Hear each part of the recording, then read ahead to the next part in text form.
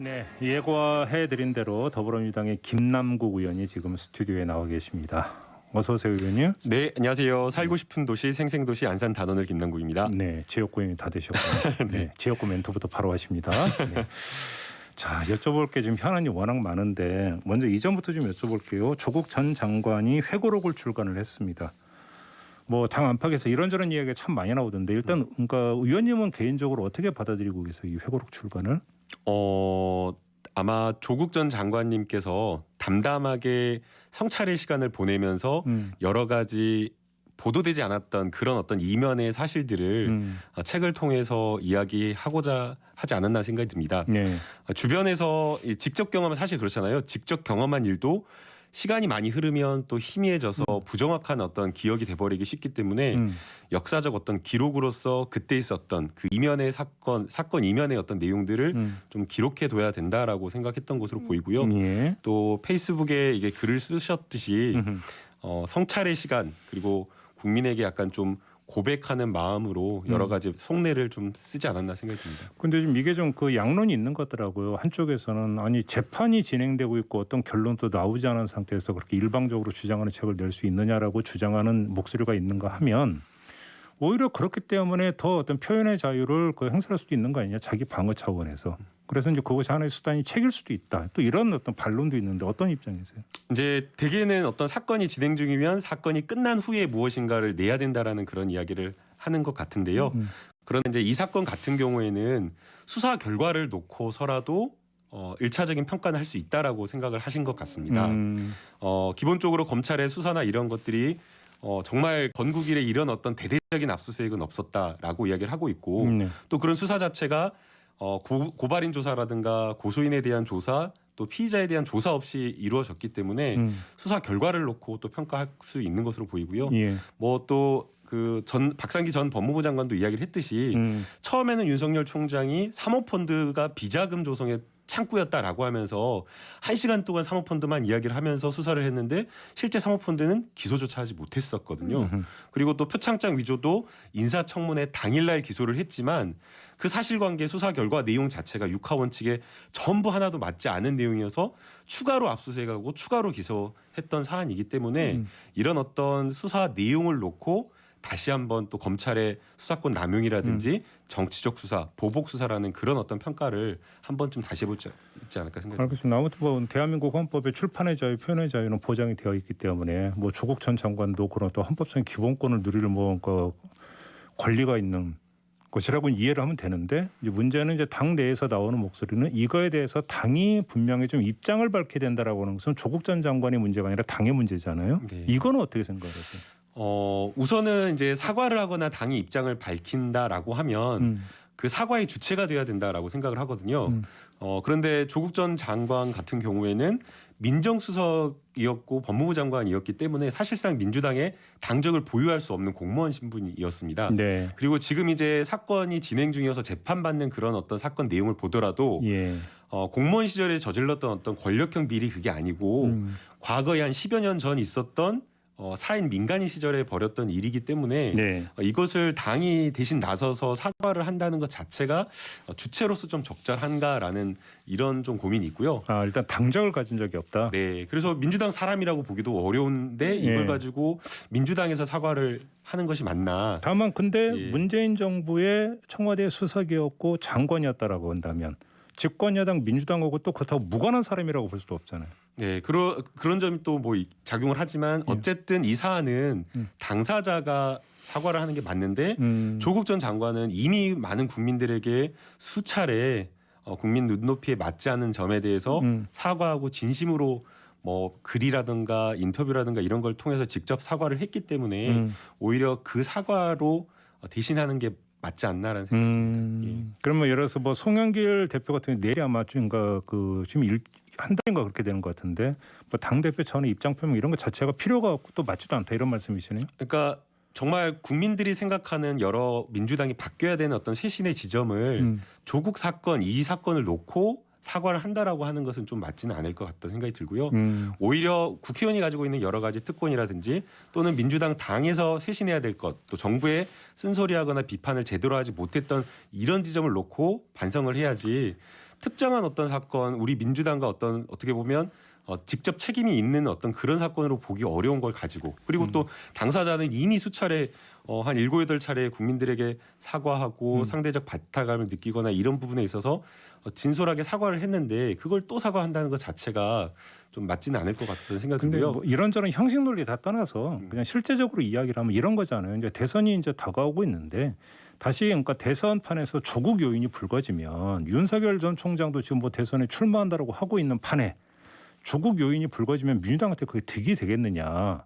이런 문제의식이잖아요. 간단히 이야기를 하면 어렵게 얘기할 거 하나도 없이. 예, 그러니까 그걸 사과한다라고 해서 그 프레임에서 안 빠질 거냐.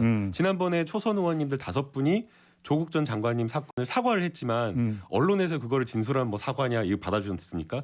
그렇지 않고 오히려 조국 프레임에 더 빠뜨려가지고 지지자들과의 충돌 프레임을 또 만들고 또 문자 폭탄이네 뭐네 이렇게 이야기를 하면서 오히려 논란을 증폭시키고 폭발시켰기 때문에 네. 여기에 대해서 사과한다고 야당이 뭐 원하는 프레임이나 원하는 어떤 시나리오를 그려주지 않을 거라고 생각이 됩니다. 오히려 제일 중요한 것은 어떻게 정말 쇄신할지, 그리고 또 민생이 제일 중요하기 때문에 민생과 관련된 여러 개혁 과제들을 끊임없이 추진해 나가는 게 오히려 더 중요하다라고 생각이 들고요. 그러면 예를 들어서 뭐 예. 조홍천 의원이나 이런 분들의 어떤 주장은 좀 판을 잘못 읽고 있는 거다 이렇게 보시는 겁니까? 프레임에 빠진다라고 하면서 빠져서는 안 된다라고 하면서 프레임에 빠지고 있는 것 아닌가라는 생각이 듭니다. 스스로 네. 그렇게 보시는 거고요. 혹시 그 회고록은 읽어보셨어요? 아직 저도 받아보질 못해서 읽어보진 않았지만 많이 들었기 때문에 어떤 내용일지는 조금 짐작이 갑니다. 혹시 개인적으로 그 회고록 내용 중에 주목했던 내용이 있습니까? 아직 보지를 못했기 때문에. 예를 들어서 네. 언론 보도로 보면 윤석열 전 총장이 총장 취임 후에 서울중앙지검장에 한동훈을 임명해달라고 요구했지만 당의 거절했다. 이런 대목이 나온다고 하던데 혹시 법사위원 활동하면서 이런 얘기를 들으신 적 있으십니까? 네, 20대 법사위에서 그런 이야기가 있었다라는 걸 이야기 들었고요. 아 들었습니까? 예.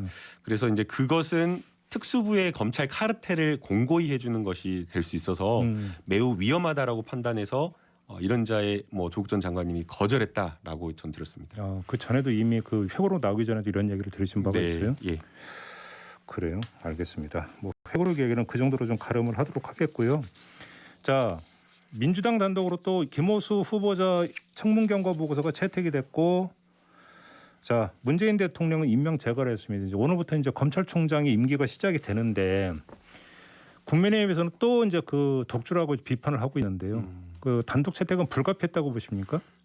우선은 이제 그 국민 눈높이에 맞춰가지고 좀 철저히 검증하고 인사청문회 절차를 마무리했어야 되는데 그러지 못해서 좀 송구하다라는 생각이 들고요. 네.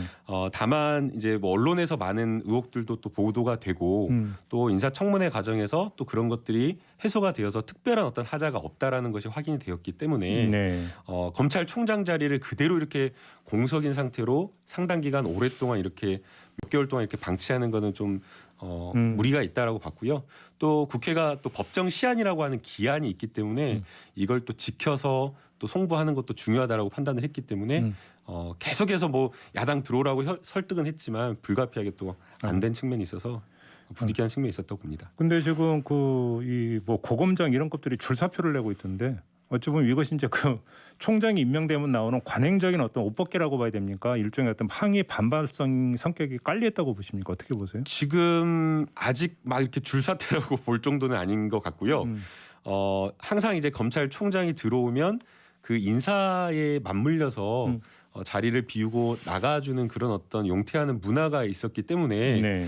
그런 것으로 좀 해석을 하고 있고요. 예. 또 개인의 어떤 개별적인 어떤 고검장이나 이런 사람들의 개인적인 어떤 사유도 있기 때문에 이걸 하나로 묶어가지고 뭐 항의성이다 반발성이다 이렇게 평가하기는 좀 어렵지 않나 생각이 듭니다. 그 지금 저 문제는 어떻게 되는 겁니까? 이제 그 박범계 법무장관이 지금 의견 취합은 끝난 것으로 지금 보도가 나오던데. 예를 들어서 어떤 그 조직 개편을 하고 또 그 형사부에서 부패 범죄 수사를 하려고 한다면 법무부 장관의 승인을 받도록 한 부분이 있지 않습니까? 이거를 가지고 너무 이거 현실을 모르는 그 저기 결정에 대해 이런 비판도 많이 나오고 있다고 하는데 법사위원으로서 어떻게 평가를 하십니까? 이 인사 조직안을 이제 구체적 내용을 저희가 좀 들여다볼 필요는 있는데요. 예. 내용을 보면은 이 사건을 직접 통제하겠다라는 그런 것은 아니라고 보이고요. 올해 1월 1일부터 이 검경 수사권 조정에 따라서 검찰의 직접 수사가 총량 자체가 줄어들었습니다. 그렇기 때문에 거기에 맞춰서 검찰 조직도 개편해야 된다라는 그런 취지인 것으로 보이고요. 또 특히나 검찰의 1차 수사 종결권을 가지고 있는 상황이기 때문에 경찰에서 여러 가지 잘못된 수사, 위법 수사, 인권 침해 이런 부분을 검찰이 제대로 또 통제하고 그런 어떤 역할을 하는 것이 중요하기 때문에 아마 이런 부분에 중점을 둬서 조직 개편을 한 것으로 저는 생각이 됩니다. 근데 이제 지역으로 내려가면 이른바 이제 토착 세력 중심의 구악 체제가 있는데 이렇게 돼버리면 오히려 그런 것들 근절하는 데 더 이게 지장을 초래한다라는 지적도 있던데. 이제 뭐 그런 지적도 있다라고 생각이 들고요. 타당한 비판이라고 보이기 때문에 아마 이번 수합된 여러 가지 의견을 다 청취해서 법무부가 그런 의견까지 고민해서 그럼 그 조직 개편을 하지 않을까. 최종적으로 약간 조정의 여지는 조정이 있다고? 저는 충분히 있다고 생각이 조정의 여지가 있다고 네. 보시는 거군요. 알겠습니다. 자, 그나저나 김호수 이제 검찰총장의 첫 번째 과제가 어제 나왔던데 그 김봉현 씨로부터 술접대를 받았다라고 하는 검사 3명에 대한 징계 요청을 했습니다. 법무부에서.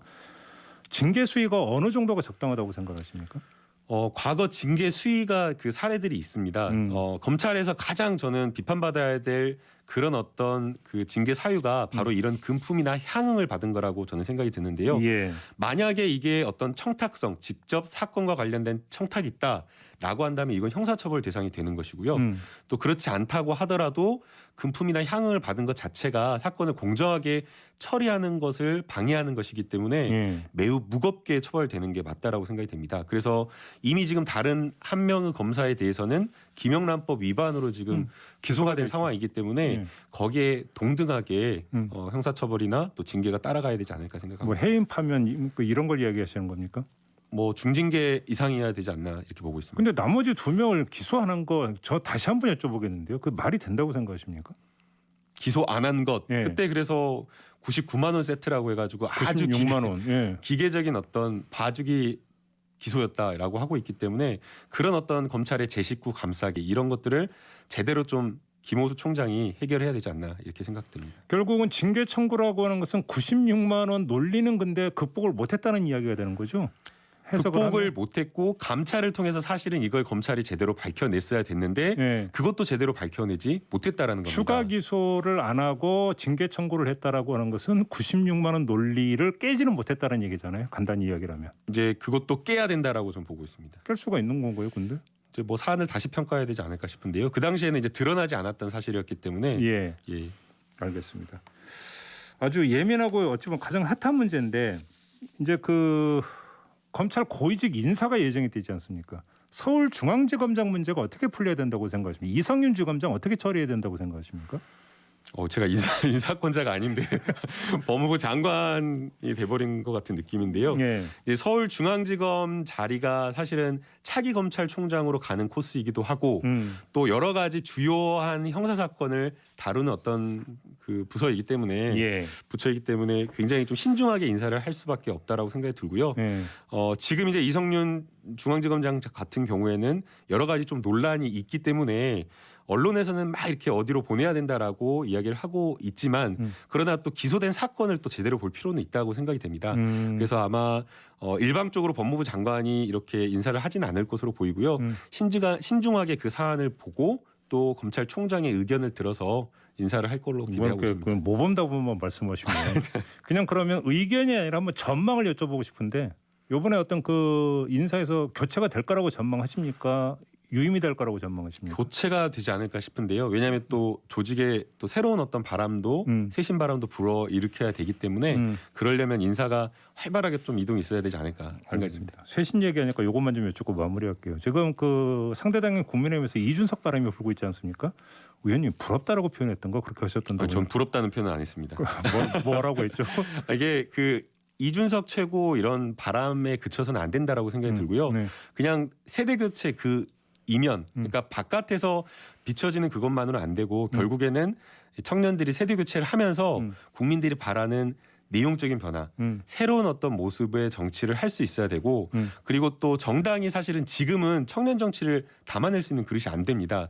그래서 정당 시스템도 청년이 당에 들어와 가지고 자유롭게 정치할 수 있고 말할 수 있는 실질적 권한도 주고 또 도전할 수 있는 기회도 많이 만들어줘야 된다라고 보고 있습니다. 그 정당에 민주당이 포함이 됩니까 안 됩니까? 당연히 민주당도 포함이 되고요. 네. 여야가 공히 그런 시스템을 만들어야 된다고 봅니다. 어떤 사람은 그렇게 얘기를 하던데요. 그러니까 이 신예 청년 정치인들을 누르는 힘은 오히려 민주당이 더 센 것 같더라. 뭐 이런 얘기도 하던데요. 맞습니까?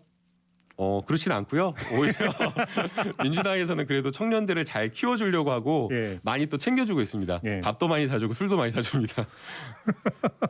근데 왜 민주당에서 그런 바람이 안 불까요?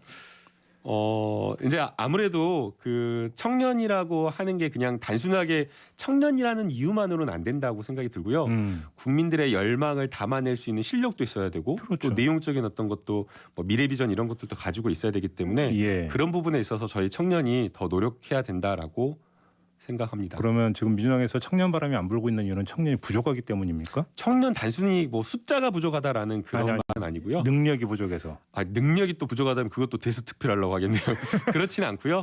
예. 이게 어쨌든 그런 기회가 와야 되는데 지금 현재로서는 또 그런 기회가 없었잖아요. 네. 그러니까 지금 이준석 최고 같은 경우에는 과감하게 도전하는 모습을 보임으로써 국민의 열망을 담아냈기 때문에 또 우리 민주당에 있는 청년들도 국민의 열망을 담아낼 수 있는 어떤 그런 시대적 기회가 온다면 시기가 온다면 또 보여드릴 수 있지 않을까 생각이 듭니다. 의원님은 도전 안 하십니까?